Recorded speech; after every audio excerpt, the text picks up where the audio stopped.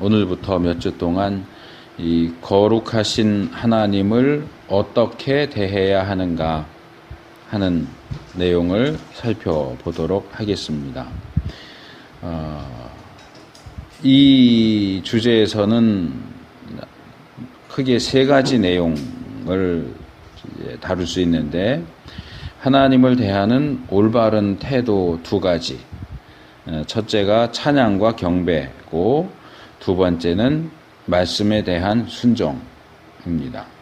그리고 또 하나는 하나님을 대하는 잘못된 태도들이 어떤 것들이 있는가. 물론 여기서 우리가 다루는 내용이 전부는 아닙니다.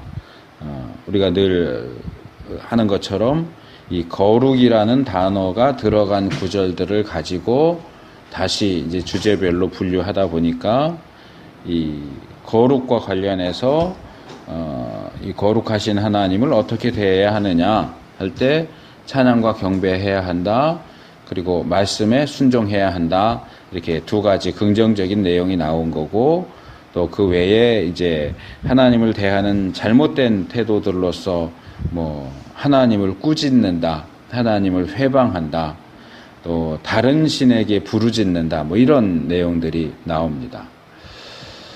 그래서 오늘은 이 찬송과 경배에 대한 내용이 조금 많아요. 그래서 두 번 정도에 나눠서 살펴보려고 합니다. 그래서 오늘은 이 하나님을 대하는 거룩하신 하나님, 또는 하나님의 거룩함을 대하는 가장 우선적인 태도는 찬송과 경배다 하는 이 시편의 4개의 구절들을 살펴보도록 하겠습니다.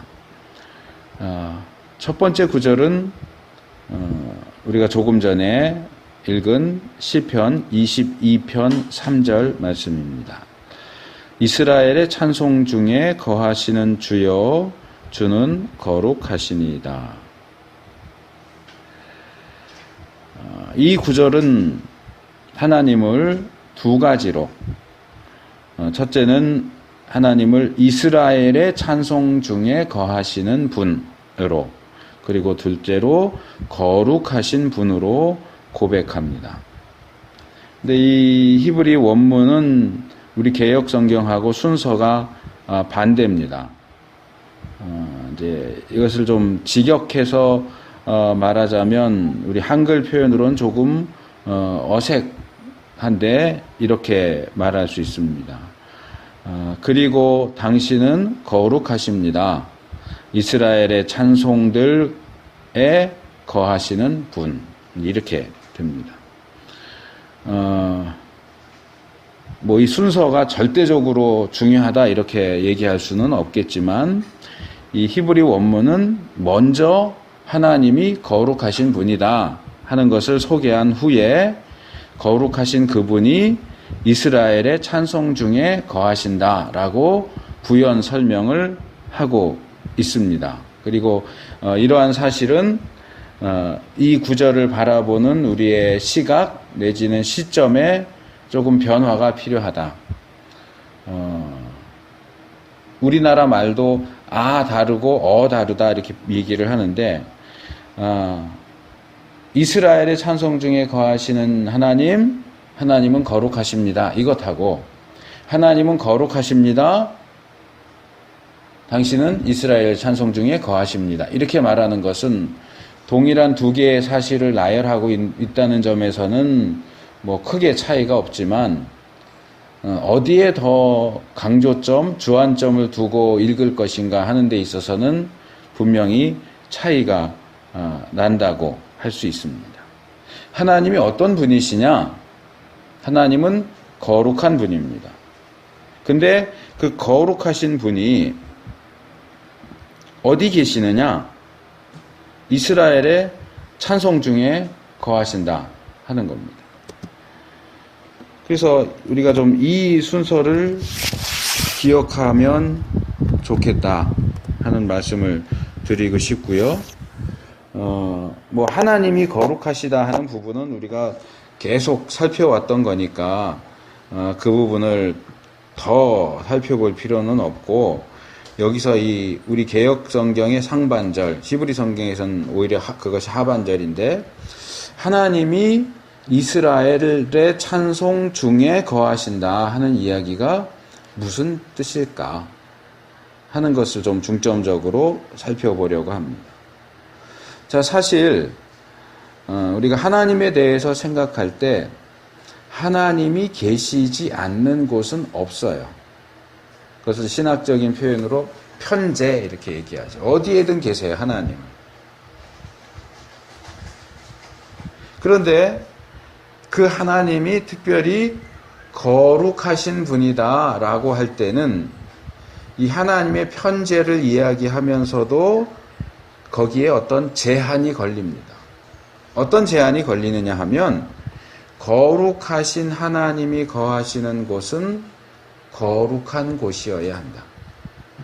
아무데나 계시는 게 아니고 하나님은 거룩한 곳에만 계신다. 이제 이것도 우리가 이제 앞에서 이전에 살펴본 내용이기도 하죠.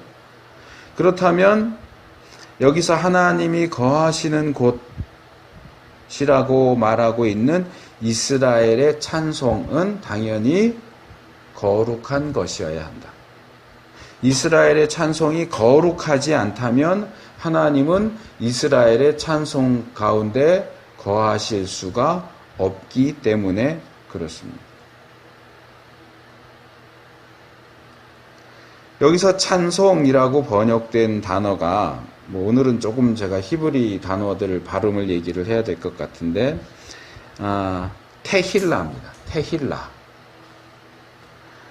이 테힐라라고 하는 단어는 찬양, 찬송, 칭찬, 감사, 영광, 이런 뜻을 가지고 있습니다. 근데 이게 조금 하나님을 찬송한다는 게 뭐냐? 라고 할 때 조금 애매한 부분이 있는데, 이 테힐라라는 단어가 어디에서 나왔는가 보면 할랄이라고 하는 단어에서 나왔어요. 어근이 할랄이에요. 근데 이 할랄이라는 단어는 여러 가지 의미가 있지만 이 찬송과 관련된 의미들을 좀 추려보면 명백해진다, 빛난다, 높이다, 자랑하다, 칭찬하다, 그런 뜻이에요. 그러니까 이 할랄과 테힐라의 의미를 전반적으로 고려해서 말한다면 하나님을 찬양한다고 하는 것은 어떤 것이냐? 하나님을 명백하게 드러내는 것이다. 있는 그대로의 하나님을 칭송하고 이제 칭찬한다 그러는데, 우리가 하나님에 대해서는 어른이 아이를 칭찬하지 아이가 어른을 칭찬한다 그러지는 않잖아요. 그러니까 하나님에 대해서는 칭찬한다 보다는 칭송하고 자랑하고 높이는 것이다. 또 여기에 하나님께 감사하고 영광을 돌리는 것까지 포함할 수 있겠죠. 여기서 이제 하나의 오해를 좀 지적할 필요가 있는데, 이렇게 하나님을 찬양한다고 할 때에, 또는 하나님을 찬송한다라고 할 때에 그것은 꼭 노래를 가리키는 것이 아니다. 많은 분들이 이 부분을 오해해요. 제가 THM 할 때도 시편 과목을 하면서 이 질문을 교수님한테 드렸더니, 찬양, 찬송이 노래입니까? 그랬더니 교수님이 그렇다고 그러더라고요. 근데 아니에요. 지금 말한 것처럼 찬양 내지는 찬송은 하나님을 높여드리고 하나님을 빛나게 해드리고 하나님께 감사하고 하나님을 찬양하는 거예요. 그럼 우리가 하나님을 높여드리는 방법이 노래밖에 없나요? 하나님을 빛나게 하고 하나님께 감사하고 하나님께 영광을 돌리는 방법이 노래밖에 없나요? 아니에요. 그 뒤에 노래를 가리키는 가가 붙으면 노래예요. 찬양가, 찬송가. 그러면 그것은 하나님을 찬양하는, 찬송하는 노래 이렇게 되지만, 가가 빠지면 찬양, 찬송은 노래가 아니에요. 노래일 수도 있지만 노래만을 가리키는 건 아니에요. 하나님을 드러내고 원래 하나님이 빛나는 분이시긴 하지만 그 하나님이 더욱더 빛나 보이도록 하고 또는 하나님이 그 빛나는 것을 드러내 보이고 그분에게 스포트라이트를 비추고 있는 그대로 하나님을 칭송하고 자랑하고 높이고 감사하고 영광을 돌린다라고 할 때는 노래만이 아니라 뭐 예를 들어서 시편에 많이 나오지만 큰 소리로 외친다든지 하나님 당신은 영광스러운 분입니다.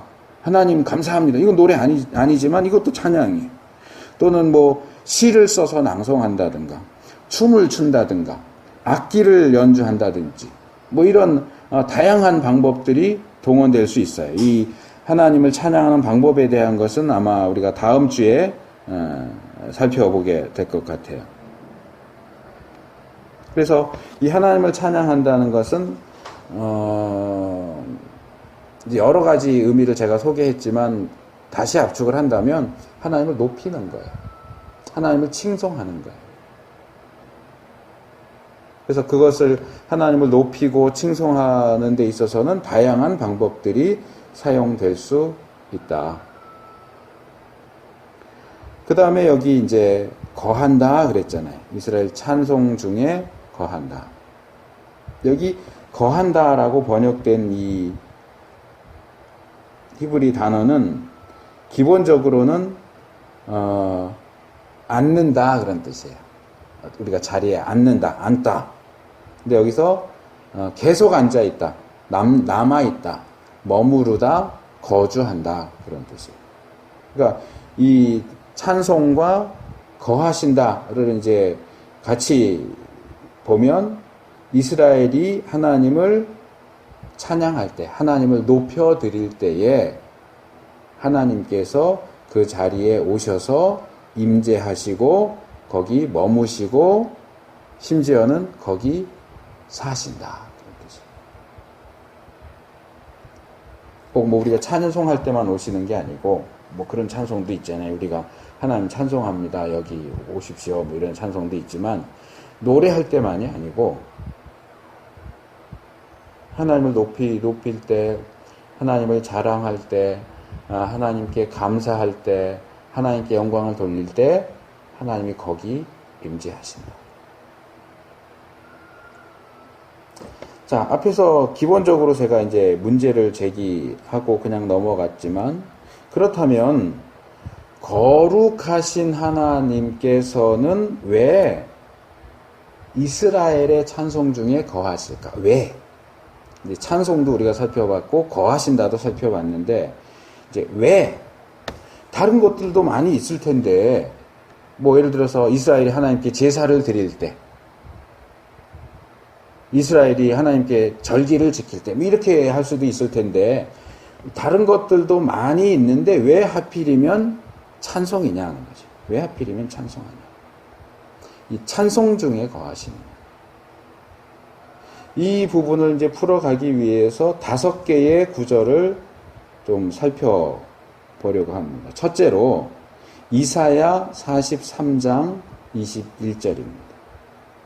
이 백성은 내가 나를 위하여 지었나니 나의 찬송을 부르게 하려 함이니라. 하나님께서 하나님의 백성들을 만드신 목적이 뭐냐? 이유가 뭐냐? 바로 하나님의 찬송을 부르게 하기 위해서다.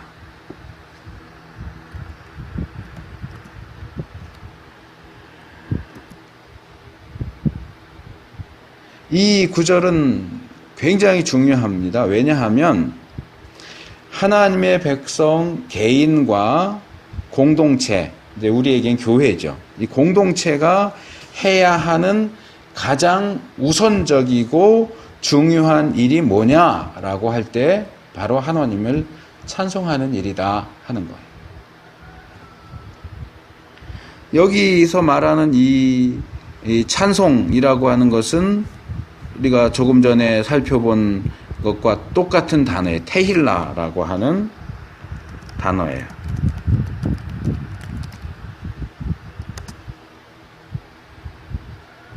그래서 꼭 뭐 노래 부르게 하려고 만들었다 그 얘기가 아니고 하나님을 높이고 하나님을 드러내고 하나님을 빛나게 하고 하나님께 감사하고 하나님께 영광을 돌리고 하나님을 자랑하도록 하기 위해서 하나님의 백성을 만드셨다. 그렇게 하나님께 영광을 돌리고 높여드리는 모든 종류의 행위, 이걸 묶어서 찬양, 찬송이라고 하는 거고 그것이 우리가 창조된 목적이다.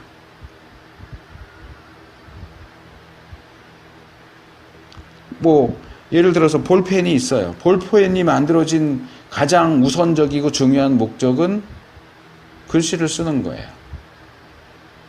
물론 볼펜 가지고 할 수 있는 일들이 다른 것들이 더 있어요.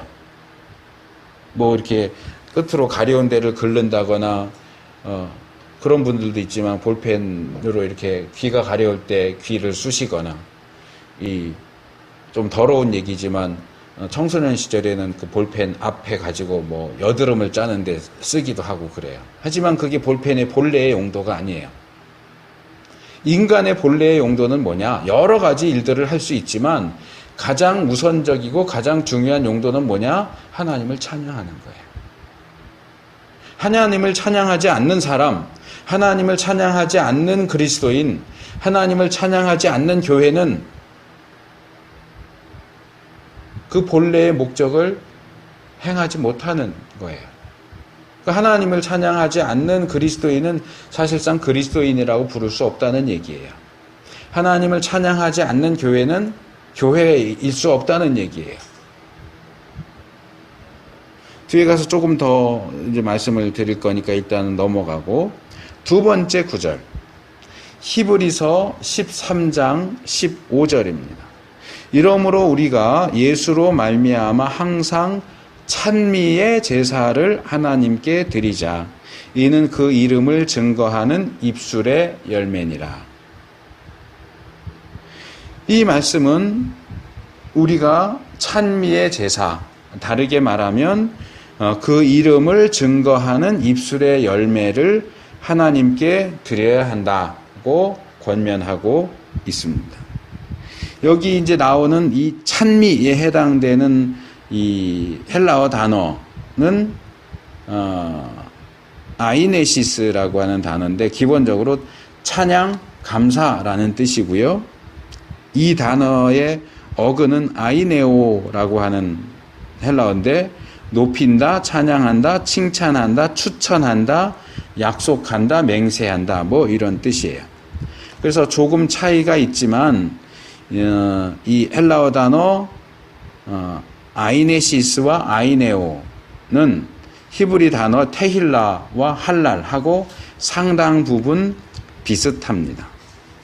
물론 여기서 말하는 이 찬송, 찬미 이런 것도 역시 노래만 가리키는 것이 아니라 하나님을 높여드리는 모든 행위를 가리키는데 특별히 이 히브리서의 말씀을 우리가 좀 더 고려한다면 이것은 특별히 우리의 입술을 통해서 행해지는 거다. 입술을 통해서.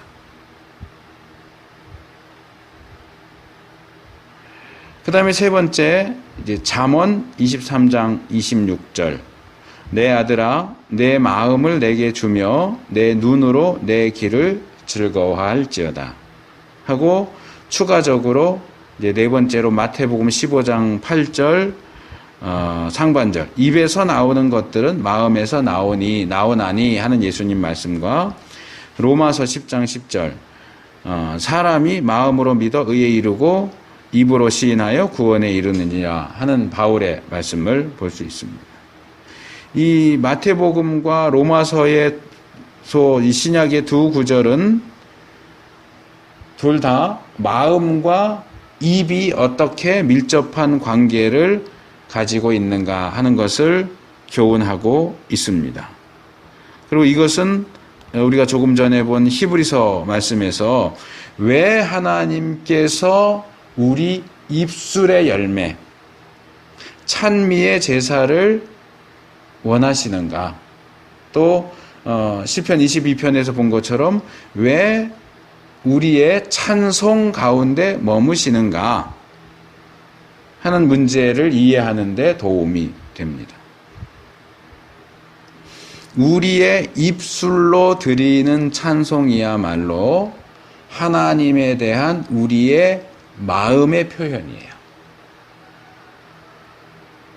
그러니까 이건 흔히 말하는 접대용 멘트, 마음에도 없는데 그냥 입에 발린 소리 하는 게 아니고 정말 우리 마음 속에 있는 것을 우리의 입술을 통해서 꺼내놓는 거예요.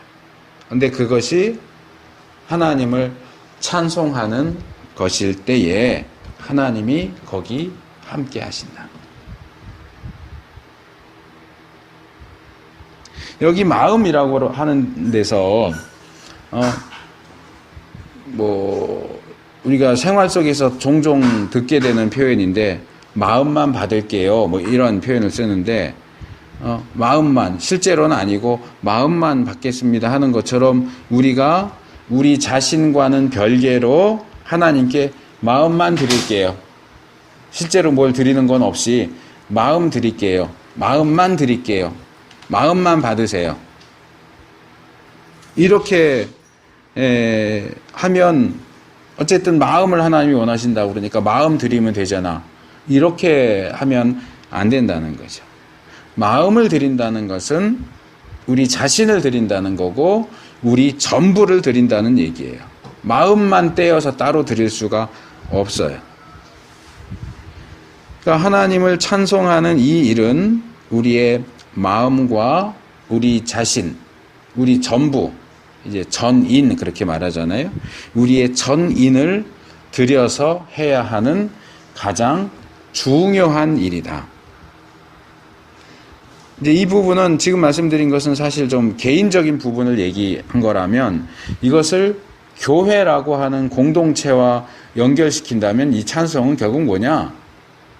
가장 중요한 종합적인 이 찬송이 가지고 있는 종합적인 의미를 다 가지고 있는 교회가 하는 행위는 예배예요. 교회가 해야 하는, 그리스도인이 해야 하는 무엇보다도 가장 중요한 일은 하나님을 예배하는 일이에요. 예배를 놓친다면 다른 무엇을 열심히 해도, 물론 이거 중요하지 않다는 얘기 아니에요. 필요하지 않다는 얘기는 아니에요. 그렇지만 전도나 선교나 구제나 교육이나 이것저것 열심히 해도 예배를 놓치면 꽝이에요. 마치 바울이 고린도전서 13장에서 사랑을 하고 구제하고 헌신해도 사랑이 없으면 아무것도 아니다 라고 얘기하는 것처럼 우리가 전도도 하고 선교도 하고 구제도 하고 교육도 하고 기타 등등 아무리 많이 해도 예배가 없으면 아무것도 아니에요.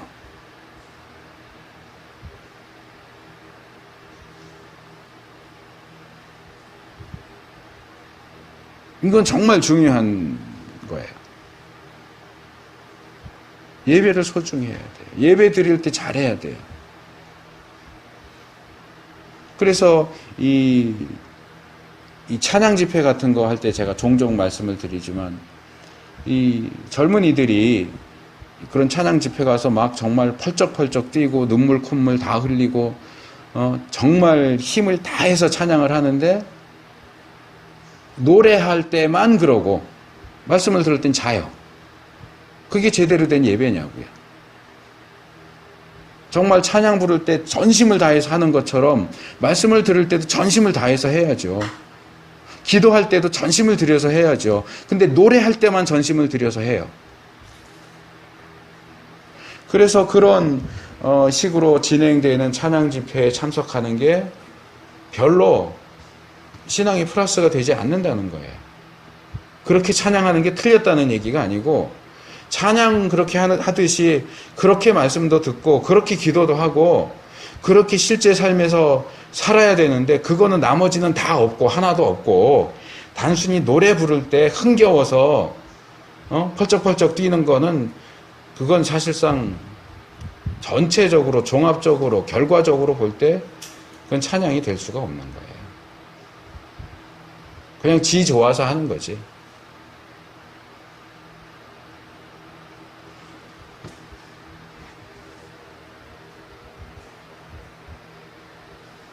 자, 두 번째 구절로 넘어오면 시편, 나머지 세 개의 구절은 다 시편 99편입니다. 3절, 5절, 9절인데, 자, 3절은 주의 크고 두려운 이름을 찬송할지어다. 그는 거룩하시도다. 이렇게 되어 있습니다.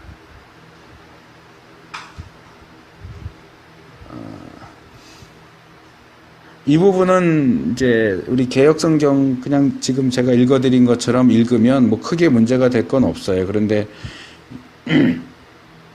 이 히브리어 원문이나 또 헬라어 번역 70인역 번역된 내용 이런 것들을 보면 이 구절을 번역하는데 좀 어려운 게 많아요. 근데 그걸 뭐 다 말씀드릴 필요는 없고 어쨌든 이 구절이 우리에게 얘기하는 것이 뭐냐라고 할 때는 여호와 하나님 또는 그 여호와 하나님의 이름은 찬송을 받아야 돼요. 왜냐하면 그분이 여호와 하나님이 또는 그분의 이름이 크고 두렵고 거룩하기 때문에 그래요. 여기서 크고 두려운 이름을 찬송할지어다 라고 할 때 사용된 이 단어는, 그래서 제가 이제 히브리 단어를 말씀을 드리는 건데, 우리가 앞에서 살펴본 이 찬송한다 라고 하는 건 테힐라인데, 여기 사용된 단어는 다른 단어가 사용됐어요. 야다라는 단어가 사용됐어요. 이 야다가 이제 비슷한 발음을 가진 단어가 이제 뭐 안다 그런 뜻도 야다인데, 여기서 사용된 야다는 다른 단어예요. 이게 기본적으로 요드라고 하는 단어에서 나오는데, 야드에서 나왔는데, 이게 손이에요. 손에서 나온 단어예요. 그래서 기본적인 의미가 손을 사용한다 그런 뜻이. 야다는 찬양한다 하고 어떻게 연결될까? 손을 사용하는 게, 이제 손을 사용하는데 손을 쭉 뻗는다 그런 말이에요. 이렇게 찬양할 때 많이 그런 포즈들 취하잖아요. 이렇게 손을 쭉 뻗잖아요. 이렇게 하늘을 향해서. 뭐 손은 바닥을 위로 향하냐 아래로 향하냐 뭐 그런 걸로 이제 의미를 다르게 부여하기도 하지만, 일단 여기서는 손바닥 방향은 전혀 관심이 없고 일단 손을 쭉 뻗는다. 하나님을 향해서 쭉 뻗는다. 그러니까 기본적인 의미는 손을 사용한다, 손을 뻗는다, 그리고 여기서 조금 더 발전된 의미는 돌을 던진다 또는 화살을 쏜다, 발사한다. 그리고 이제 이게 최종적인 의미로는 인정한다, 고백한다, 감사한다, 예배한다, 경배한다 그런 뜻이에요. 그러니까 이런 전반적인 그 의미들을 종합해서 보면 하나님을 향해서 손을 쭉 뻗고서 하나님을 인정하고 감사하고 고백하고 경배하고 예배하는 행위가 야다예요. 그러니까 이 테일라하고 비슷하면서도 조금 다르죠. 그러니까 테일라가 하나님을 찬송하는 것의 가장 기본적인 개념이라면, 이 야다는 조금 변형된 것으로서 역시 하나님을 고백하고 인정하고 감사하고 예배하는 하지만 거기에 이제 손을 이렇게 쭉 뻗어서, 그러니까 손을 뻗는다는 것은 손바닥 얘기를 해야 되겠네요. 준비하진 않았지만 이 손바닥이 위로 이렇게 올라가도록 이렇게 손을 드는 것은 하나님을 높인다는 의미예요. 높인다. 손바닥이 상대방에 보이게 또는 손바닥이 땅을 향하게 이렇게 드는 것은, 이것은 물론 축도할 때도 이렇게 하지만 찬송할 때 이렇게 하는 것은 사실은 항복합니다. 항복할 때 이렇게 하잖아요. 손바닥을 보이잖아요. 나 손에 무기가 없습니다는 걸 하는 걸 보여주기 위해서 손바닥을 보이거든. 이렇게 하면 이 뒤에 뭐 무슨 던지는 무기를 가졌는지 알 수가 없잖아요. 나 손에 아무것도 없어. 항복할 때 이렇게 하듯이 찬송할 때 이렇게 손바닥을 밑으로 향하는 것은 항복합니다. 그러니까 하나님을 찬양할 때 하나님을 높여드리고 인정하고, 나는 아무것도 한 게 없습니다. 나는 그냥 죄인일 뿐입니다. 내가 뭔가를 했다고 할지라도 그게 내 공이 아닙니다. 예수님이 복음서에서 말씀하신 것처럼 너희가 이 모든 일들을 다 행한 후에 나는 무익한 종입니다. 이렇게 고백해야 한다고 하셨듯이 하나님만이 온전히 찬송 받으시고 하나님만이 높임 받으십시오 하는 의미로 그렇게 이제 손을 하나님께 뻗으면서 하나님을 찬양하는 거죠. 근데 우리가 그렇게 해야 하는 이유가 뭐냐? 하나님의 이름이 또는 하나님이 이건 뭐 제가 여러 번 말씀드렸던 거지만 고대에서 이름은 그 이름을 가진 사람 자신을 가리켜요. 그러니까 하나님의 이름이 높으십니다 하는 얘기는 하나님은 높으십니다 그런 의미예요. 이제 그런 개념들이 있으니까 그렇게 이해하시면 되고, 그래서 하나님의 이름 또는 하나님이 두려우시다, 거룩하시다, 크시다가 제일 먼저 나오죠. 크시고 두려우시고 거룩하시다. 그렇기 때문에 우리가 이렇게 손을 쭉 뻗어서 하나님을 찬송해야 된다, 경배해야 된다. 그래서 여기 사용된 이 세 개의 단어들을 조금 풀어서 하면, 하나님은 크고 높고 위대하시다. 크고 높고 위대하시다. 그 다음에 두려워해야 마땅한 놀라운 분이시다. 그리고 거룩한 분이시다. 뭐 이건 뭐 거룩은 계속 얘기했으니까 넘어갑니다. 그래서 하나님이 크고 두렵고 거룩하신 분이라고 하는 이 세 가지 내용에 근거해서 이 시편의 기자는 하나님을 향해서 요구합니다. 우리 개역은 이걸 번역을 주의 크고 두려운 이름을 찬송할지어다.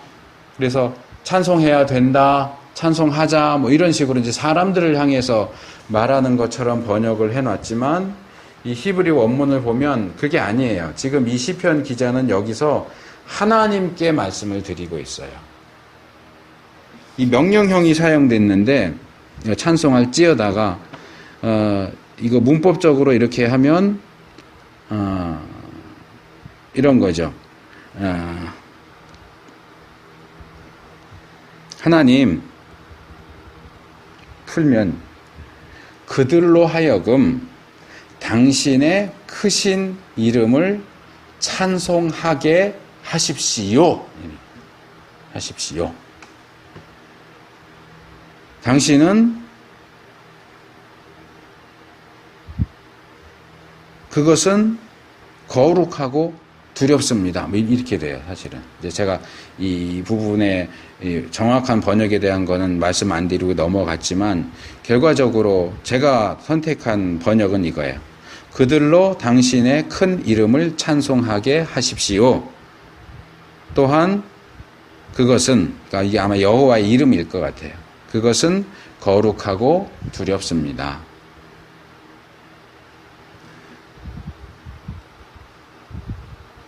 그래서 하나님을 향해서 인간들로 하여금 이런 크고 두렵고 거룩하신 하나님을 향해 손을 뻗어서 찬송하고 경배하도록 만드십시오 라고 요구해요. 이 히브리어에서 하나님을 향해서 이렇게 명령형이 사용될 때는 명령이 아니고 강력한 요청이에요. 강력한 요청. 지난주에 그건 이제 신약 본문이긴 하지만 그 요한계시록에서 순교자들의 영혼이 하나님을 향해서, 하나님, 예?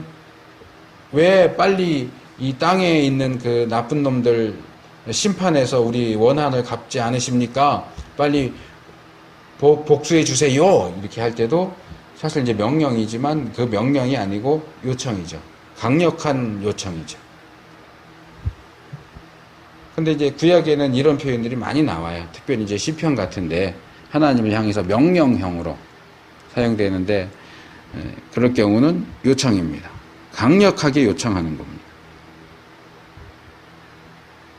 그래서 이 표현에서도 이제 물론 우리 한글 성경을 보면 이런 것들을 전혀 발견할 수 없는 부분이기는 하지만, 여기서 우리는 하나님을 찬양하는 그 일이 우리 인간 편에서 결정되는 게 아니다.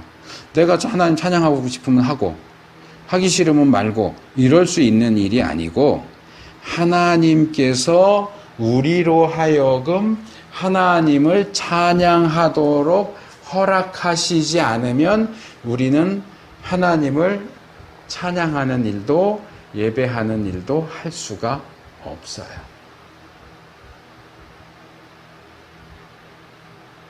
그래서 하나님을 찬송하고 예배하는 그 일은 우리가 가지고 있는 우리에게 주어지는 특별한 권리이기도 하면서 대단한 혜택인 거예요.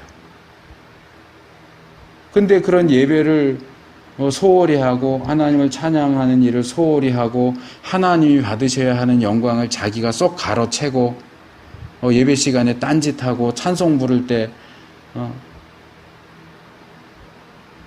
그 책을 쓰신 분은 다른 책들도 있어서 제가 마음에 안 들어 하지만 그 제목은 제가 참 마음에 들어 하는 책이 있는데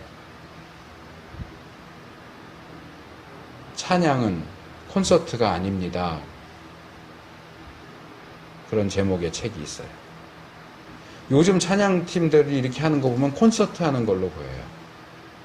가수들이 사람들 모아놓고 자기 노래 부르고 박수 받는 콘서트. 찬양팀이 교회에서 사람들 전혀 모르는 새 노래 자기들만 연습해 와서 우리 같이 찬양합시다. 어떻게 같이 찬양해요? 모르는 찬양이 나오는데. 자기들끼리 막 멋들어지게 이렇게 하고 박수 치고 아멘 하나님께 영광 이렇게 하지만 사실 박수 받는 건 그 찬양팀이에요. 그건 제가 볼 때는 콘서트예요. 찬양이 아니에요. 그냥 기독교적인 가사를 가진 노래로 콘서트 하는 거죠.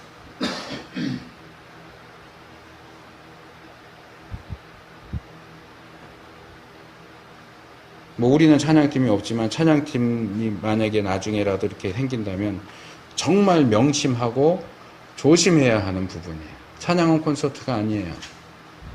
영광은 오직 하나님께 돌려야 돼요. 찬송팀도 박수 받으면 안 돼요.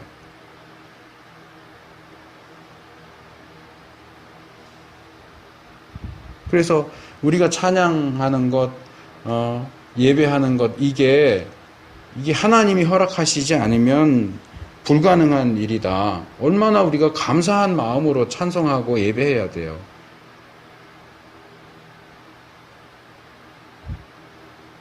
예를 들어서 대통령 만나는 거 아무나 가서 나 대통령 만나고 싶은데 그럼 만나줘요? 아니잖아요. 근데 어찌 해서 대통령이 그래 내가 당신 만나주겠어 이렇게 하면 소위 가문의 영광으로 여기고 옷도 아무렇게나 입고 안 가잖아요. 대통령이나 됐거나 또는 유명한 연예인 같으면 악수하면 나 오늘 집에 가서 손도 안 씻을 거야 그러잖아요. 근데 하나님을 찬송하고 하나님을 예배하는데 옷도 아무렇게나 입고 아니에요. 그러면 안 돼요. 정말 우리가 성경에서 예배를 배워야 돼요. 성경에서 찬송을 배워야 돼요. 유명하다는 찬양팀에게서 찬송을 배울 게 아니고 큰 교회 가서 거기 가서 예배를 배울 게 아니고 성경에서 찬송을 배워야 되고 성경에서 예배를 배워야 돼요. 뭐가 예배인가? 뭐가 찬송인가? 어떻게 예배해야 되는가? 어떻게 찬송해야 되는가? 하나님을 찬송하고 예배할 때 우리가 어떤 자세와 어떤 태도를 가지고 해야 되는가? 성경적인 방식으로 성경이 가르치는 태도로 그렇게 찬송하고 예배하는 것이 필요합니다. 자, 세 번째 구절 시편 99편 5절입니다. 너희는 여호와 우리 하나님을 높여 그 발등상 앞에서 경배할지어다. 그는 거룩하시도다. 자, 이 구절은 하나님을 높여라. 그리고 그 발등상 앞에서 경배해라 라고 명령하면서 그러한 명령의 근거로서 하나님이 거룩하시다고 이야기하고 있습니다. 그런데 여기서 우리는 또다시 이 찬송과 관련된 새로운 두 개의 용어를 발견하게 됩니다. 우리가 앞에서 이미 두 개를 살펴봤죠. 시편 22편에서 테힐라, 그리고 아까 99편 3절에서 야다, 손을 뻗어서 찬양한다 배웠죠. 여기 5절에는 또 다른 두 개의 단어가 나옵니다. 여기 높여라고 번역된 이 히브리 단어는 룸이에요. 룸. 높다, 솟아오르다, 고귀하다, 칭찬하다, 떠받치다. 그러니까 원래는 높다. 그런데 높아지려면 어떻게 해요? 낮은 게 높아지려면 이렇게 올라와야 되잖아요. 솟아올라야 되잖아요. 사람이 다른 사람, 자기 옆에 있는 자기 동료를 높이려면 어떻게 해요? 이렇게 높여줘야 되잖아요. 이 사람은 이것도 잘하고 너가 잘 모르겠지만 이 사람 참 대단한 사람이야. 이렇게 하는 거. 이게 높이는 거예요. 그렇게 높여진 사람은 그렇지 못한 사람들보다 고귀하죠. 그렇죠? 칭찬하고 떠받쳐주고 그러면 고귀한 존재가 되죠. 그러니까 이것들이 이렇게 쭉 풀어서 하나의 이야기가 되는 거죠. 그래서 이 높인다, 찬송의 의미 가운데 하나님을 높여드린다, 하나님을 칭송한다, 그런 의미에 초점을 맞춘 단어고요. 그 다음에 경배한다라고 번역된 이 단어는 샤하예요. 샤하. 이 샤하는 몇 번 말씀드렸던 것 같은데 숙인다, 굽히다, 엎드리다, 절하다, 복종하다, 존경하다, 경배하다, 예배하다, 그런 뜻이에요. 그러니까 이것도 예배고 경배인데 이것은 야다처럼, 야다는 하나님을 찬송하는 건데 구체적으로 손을 뻗는 행위가 거기 포함되는 것처럼 이 샤하도 역시 하나님을 경배하는데, 예배하는데 절하면서 예배하는 거예요. 그러니까 우리가 하는 뭐 설날 같은 때는 큰 절 있죠. 그거예요.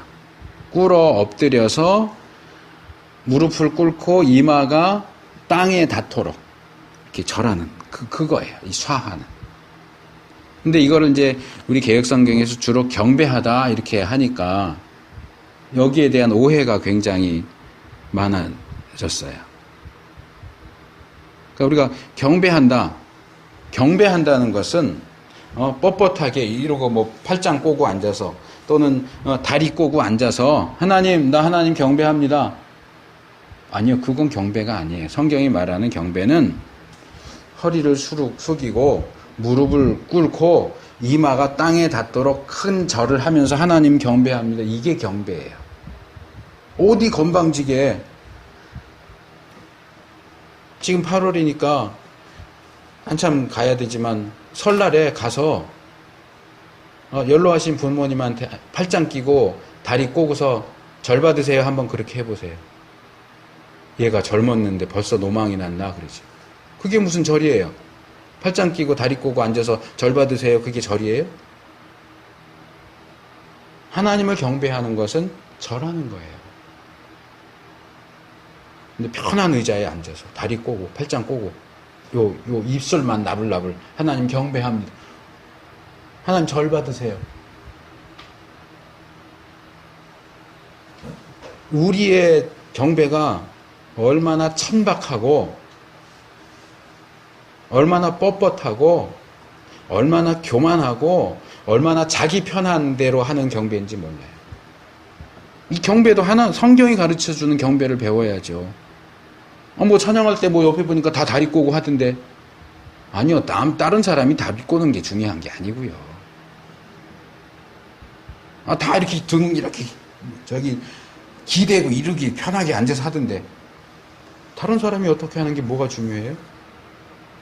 성경이 뭐라고 말하느냐가 중요하잖아요. 성경은 경배라고 하는 것은 절하면서 하는 것이다 라고 얘기해요. 그러면 우리가 실제로 예배당에서 하나님을 찬양하고 예배하면서 꼭 이렇게 무릎 꿇어서 큰절을 하지는 않더라도 최소한 그런 마음으로 경배를 해야 될 거 아니에요. 그래서 제가 그러잖아요. 유대인 회당에는 의자가 없다고요. 의자가 딱 하나 있어요. 설교하는 사람이 앉는 모세의 의자 하나만 있고 거긴 의자가 없어요. 탁자도 없어요. 왜요? 중간중간에 하나님 경배합시다, 샤하합시다 그러면 무릎 꿇고 절해야 되니까 그 사람들이 어디 의자에 앉았다가 내려와서 또 절했다가 또 올라가 앉았다가 이래요. 그러니까 아예 없단 말이에요, 의자가. 그럼 우리는 얼마나 편하게 예배드려요.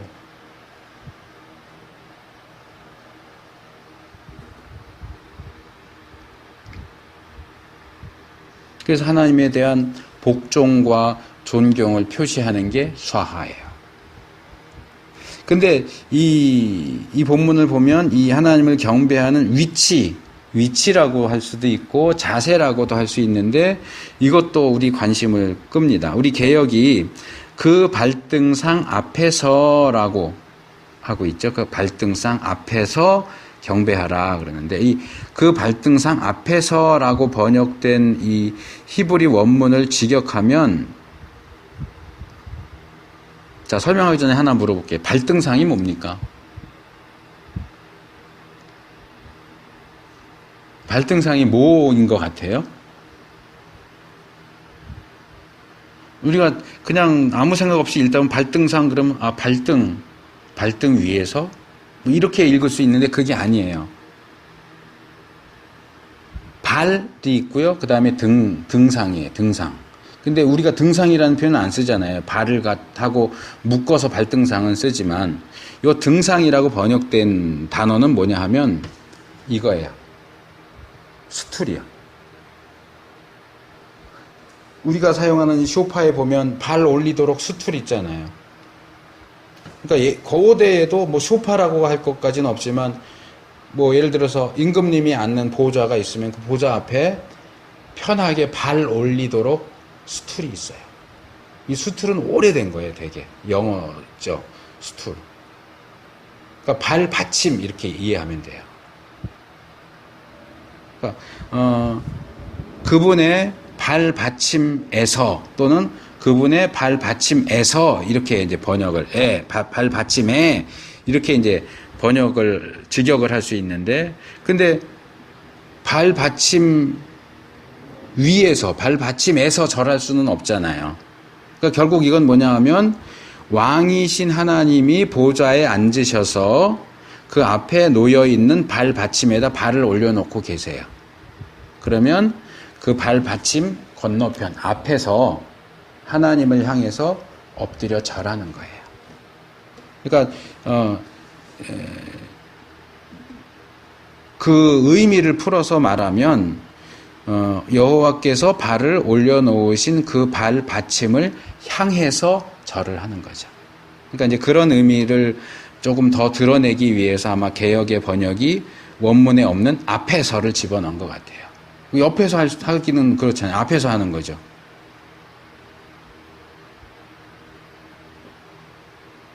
그러니까 우리는 이제 하나님을 향해서 절을 하는 것이지만 바로 내 눈앞에 보이는 건 하나님의 발 그리고 하나님의 발 받침이죠. 발 받침에다가 절을 하는 건 아니에요. 거기에 발을 올리고 계신 하나님께 절을 하는 거죠. 이 본문이 제시해주고 있는 이 그림은 정말로 대단하다고 생각이 들어요. 우리가 하나님께 드린다고 생각하는 경배와 찬양 예배가 얼마나 하나님의 거룩하심과 위대하심과 거리가 먼가, 얼마나 우리들 자신의 자존심을 세우면서 우리의 편의만 고려하는 뻣뻣한 것인가 하는 것을 보여줘요. 하나님은 왕이에요. 왕이신 하나님 보좌에 앉아 계세요.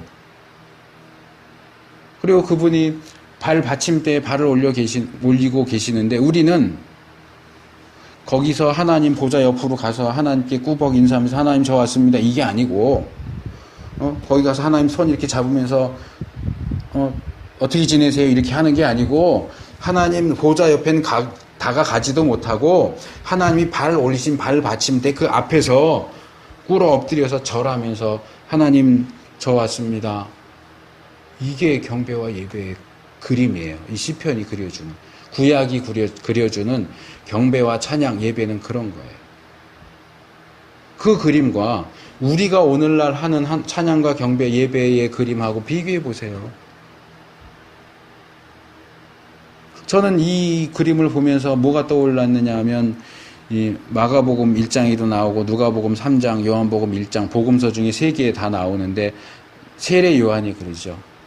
예수님에 대해서 말하면서 나는 예수님의 신발끈, 이제 우리 개혁엔 신들매라고 번역되어 있는데 신발끈 푸는 것도 할 만한 자격이 못 돼. 세례 요한 얼마나 대단한 사람이에요. 예수님의 선구자잖아요. 그런데도 나는 예수님 신발끈 풀고 매고 하는 그 일 할 자격도 안 되는 사람이야 라고 얘기합니다. 제가 중학교 때, 중학교 3학년 때인 걸로 기억하는데 이 썬다싱 전집이라고 해서 이렇게 두꺼운 책이 집에서 읽었어요. 인도의 성자라고 하는 그리스도인이 좀 신비주의적인 색채가 있는 사람인데 거기 보면 이 사람은 뭐 이렇게 이제 그쪽에서 말하는 입신, 그러니까 죽은 것처럼 돼서 영원히 하나님 나라도 갔다 오고 지옥도 갔다 오고 뭐 이런다고 하는 사람인데 그걸 우리가 다 받아들이기는 어렵겠지만 환상 중에 예수님도 만나고 이러는 사람인데 하루는 이 사람이 기도하고 있는데 예수님이 나타났어요. 그랬더니 이 사람이 이 나타나신 예수님한테 이렇게 가더니 예수님 신발, 샌들 신고 있는 그 신발 발등에다 입을 맞췄다 그런 내용이 나와요. 전에도 몇 번 말씀드렸던 것 같아요. 그때 제가 그걸 보면서 이해가 안 됐어요. 모태신앙인데 아직 중학생이라서 그랬을 텐데 에이 아무리 예수님이라도 나는 그 더러운 발에다가 입 맞추는 건 난 못하겠다. 이 사람 너무 심하다 그랬어요. 여러분 어떻게 생각하세요? 지금 예수님이 여기 오시면 예수님 발등에다가 입 맞출 수 있어요?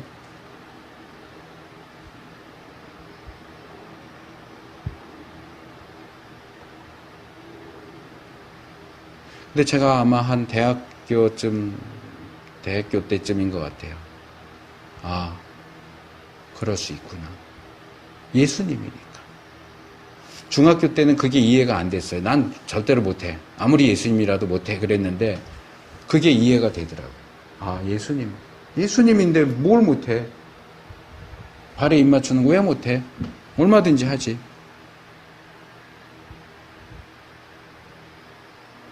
우리는 하나님을 또는 예수님을 찬양하기 위해서, 예배하기 위해서 그 앞에 나올 때 어떤 자세로 나옵니까? 어떤 태도로 나옵니까? 어떤 모습으로 그 하나님을, 예수님을 찬송하고 경배합니까? 하나님이 우리 구원해 주시고 우리를 사랑하시고 우리가 하나님의 자녀가 됐다고 그러니까 막 우리가 막 높아진 것 같아요. 하나님한테도 함부로 해도 되고 그래도 된 것처럼 높아진 것 같아요. 아니면 하나님이 낮아진 것 같아요. 우리가 함부로 대해도 되는 그런 대상인 것처럼 낮아졌다고 생각하세요? 아니에요. 여전히 하나님은 크고 두렵고 거룩하신 분이에요. 우리는 그 앞에서 벌레만도 못하고 지렁이만도 못하고 티끌만도 못한 존재예요. 잘난 체 하지 말아야 돼요.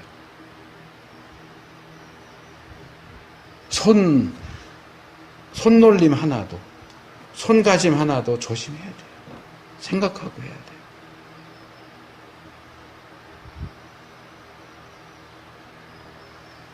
자, 마지막으로 시편 99편 9절 말씀입니다. 너희는 여호와 우리 하나님을 높이고 그 성산에서 경배할지어다. 대저 여호와 우리 하나님은 거룩하시도다. 여기에 나오는 단어들은 높인다, 경배한다, 거룩하다, 이거 다 5절에서 나왔던 거하고 똑같은 단어들이 나와요. 그래서 더 설명할 필요는 없어요. 다만 달라진 것이 있다면 5절에서는 발등상에서 발받침을 향해서 절해라 이렇게 했는데, 여기서는 그분의 거룩한 성산에서. 이 부분은 제가 계속 원문을 보다 보니까 이게 아예 일괄적으로 그렇게 번역을 해놨는데 왜 그렇게 했는지 모르겠어요. 여기 그 성산에서 그러면 우리가 읽을 때는 이 그가 정관사처럼 보여요.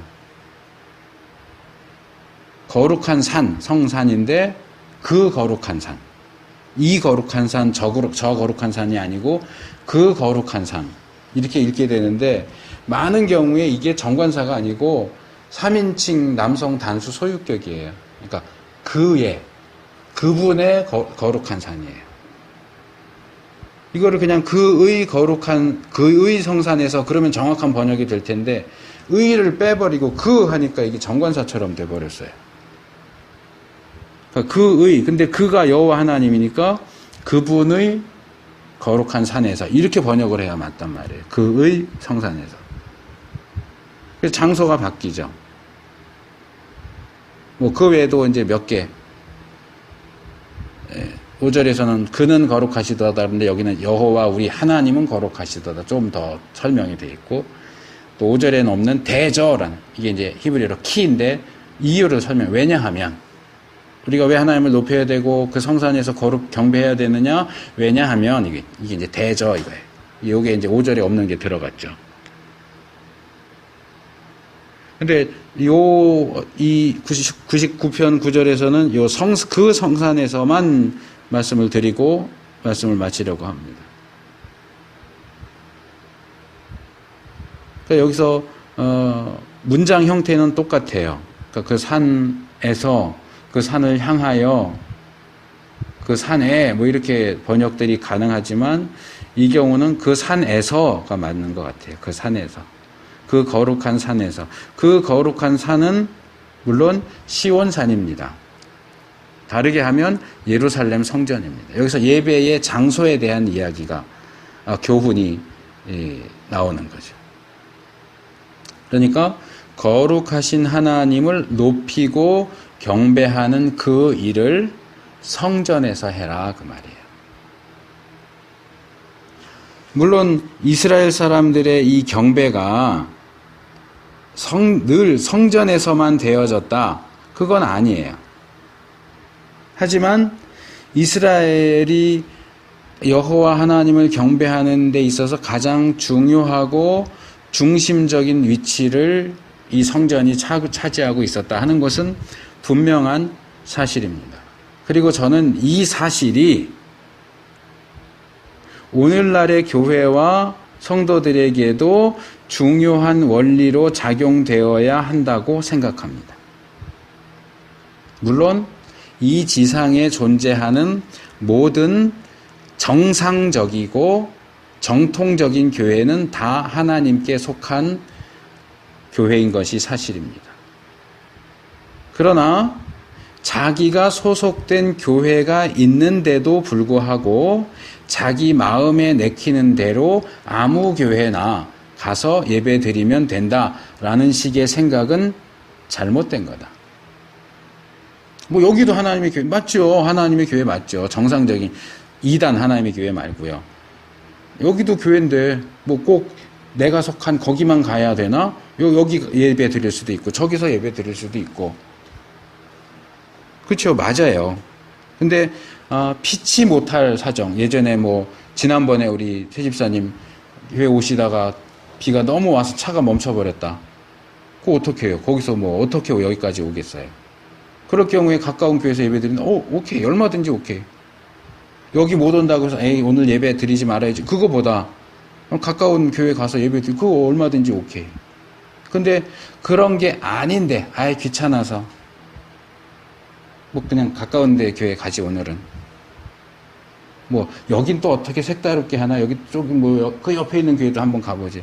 이런 식으로 무슨 교회 순례 하듯이 여기 갔다 저기 갔다 자기가 소속된 교회가 없이 그렇게 떠돌아다니거나 소속된 교회가 있는데도 그냥 여기저기 이렇게 다니면서 예배드리는 그것은 절대로 성경적인 방식이라고 말할 수 없다. 자기가 소속된 교회의 예배에 참석하는 것이 정상적인 것이고 정당한 겁니다.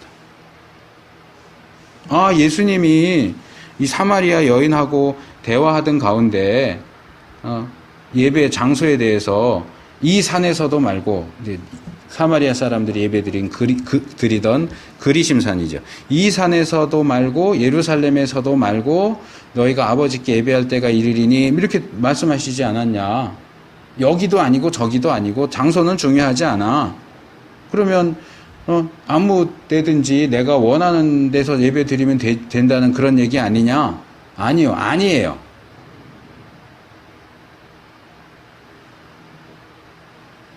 분명히 앞에서 예수님은 장소를 얘기했어요. 이 산, 예루살렘. 그리고 결정적인 예수님의 답변이 장소로 나와 있어요? 아니요. 시간으로 나오잖아요. 너희가 아버지께 예배할 때가 온다. 장소가 중요한 게 아니고 때가 중요하다. 이 때라고 하는 것은 결국 뭐냐 하면 메시아이신 예수님이 오셨다 그 말이에요. 메시아이신 예수님이 오셨기 때문에 그림자인 성전, 예루살렘이냐, 그리심산이냐, 뭐 이것저것, 뭐 동물을 죽여서 바쳐야 되냐, 이런 모든 것들이 다 완료됐고, 끝났고, 이제 예수님이 오셨기 때문에 그런 것들은 문제가 되지 않는다, 말씀하신 거예요. 근데, 그러면 이 말씀이 아무데나 원하는 대로 가서 예배드려도 된다 그런 얘기라고 한다면 이 말씀하신 예수님은 성전에 안 가셨어요? 예수님 시시때때로 정규적으로 성전에 가시잖아요. 초대교회가 세워진 이후에도 예루살렘의 그리스도인이 수시로 성전에 가잖아요. 아무 데서나 하면 어때요? 왜 성전에 가요? 성전이 중요하기 때문에 그래요. 주일 예배는 이렇게 가정에서 드리지만 또 안식일 되면 성전 가서 또 예배 드리고 그러잖아요. 우리의 경배도 그렇고 우리의 예배도 그렇고 신앙생활도 자의적으로 자기 마음대로 하면 안 돼요. 내가 하고 싶은 대로 찬송할 거야. 노래 부를 거야. 내가 하고 싶은 대로 예배도 내가 하고 싶은 대로 할 거야. 신앙생활도 내가 하고 싶은 대로 할 거야. 아니요. 그러면 그건 성경적인 기독교가 아니고 내가 하나님이 되는 기독교죠.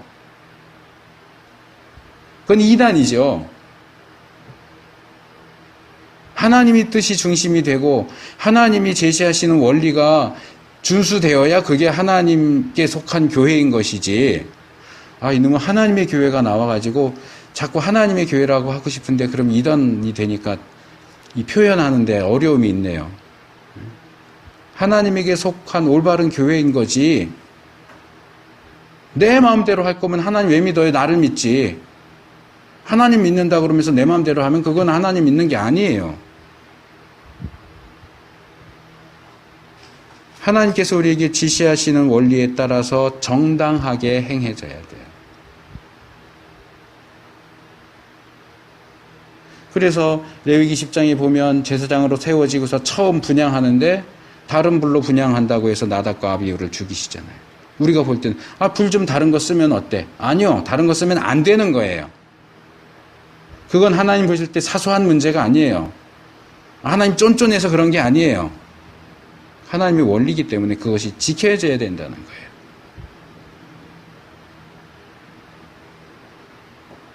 자, 오늘 말씀을 통해서 우리의 찬송, 경배, 예배가 성경이 말하는 올바르고 정상적인 모습으로 변하고 닮아갈 수 있기를 바라고 축복합니다.